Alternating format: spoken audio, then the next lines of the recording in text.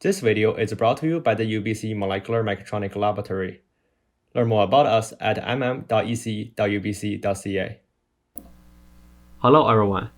Last time we made a multi-layer flexible PCB, which forms the base of our capacitive sensor.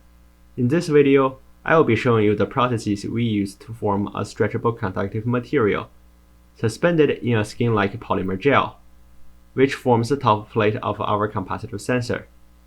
Sensors like this can be found useful in robotic and medical applications. The process begins by pouring EcoFlux 30 into the sensor mold.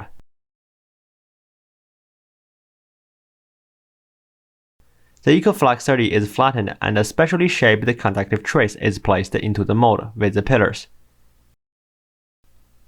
The polymer is cured and a thin layer of bonding material is spin-coated. The two layers of cured EcoFlux is fused together.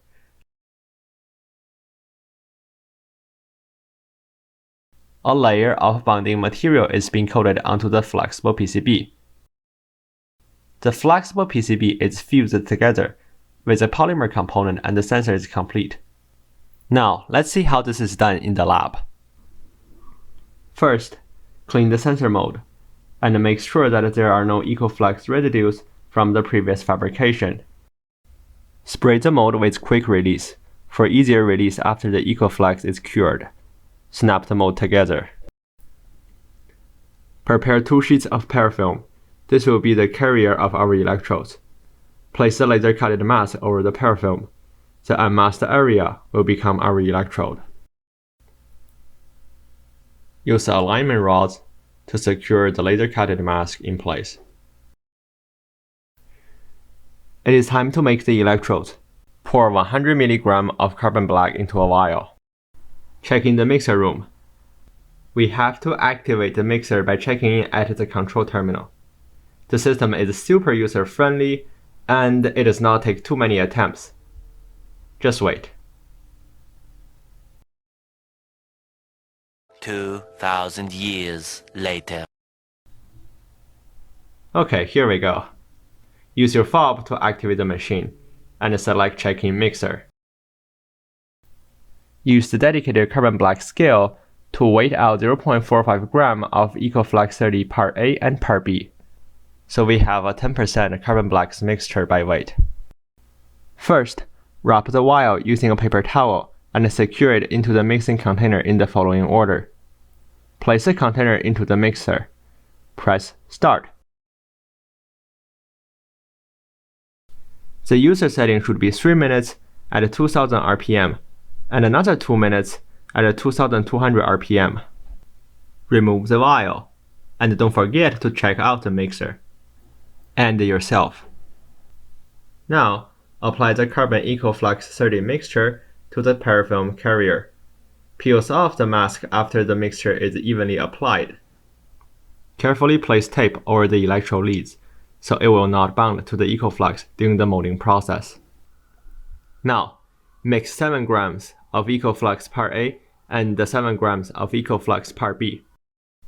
Pour the EcoFlux evenly into the mold. Vacuum the EcoFlux to remove any air bubbles. Dip the taxol into the EcoFlux mold with the pillar. Use the squeegee to squeeze out all the air bubbles, and making sure that everything is nice and flat. Cure everything in the oven for 15 minutes. After the resin is cured, carefully peel off the parafilm layer. Cut around the edge for easier removal. Use the removal tool to firmly press onto the EcoFlux and lift the removal edge. This will ensure the EcoFlux pattern we want is preserved. The top layer of the electrode is now exposed. We have to cover it with a layer of EcoFlux. Spin a layer of EcoFlux 30 onto the electrode at 800 RPM. Sandwich this EcoFlux 30 in between a thin layer of premade cured EcoFlux. The already cured EcoFlux layer will become the top surface of the sensor, and make sure that the top surface is smooth. Use the vacuum to remove any trapped air bubble. After curing in the oven, carefully separate the two parts.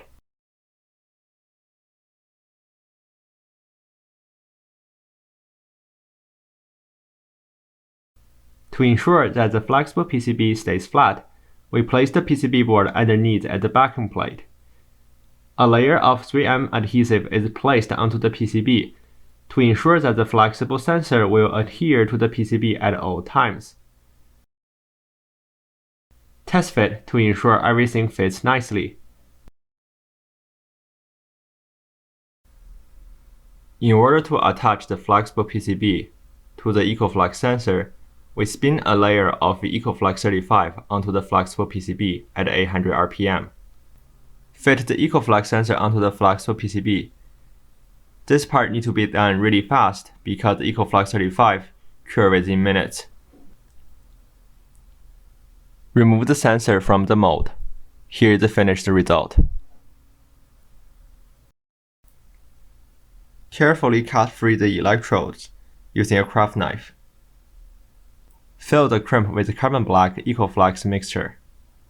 Crimp the electrode tightly, but do not break the electrodes.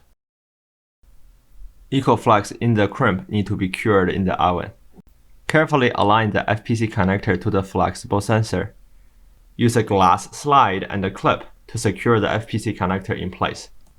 Solder the FPC connector using a soldering iron or heat gun. The flexible capacitive sensor is now complete.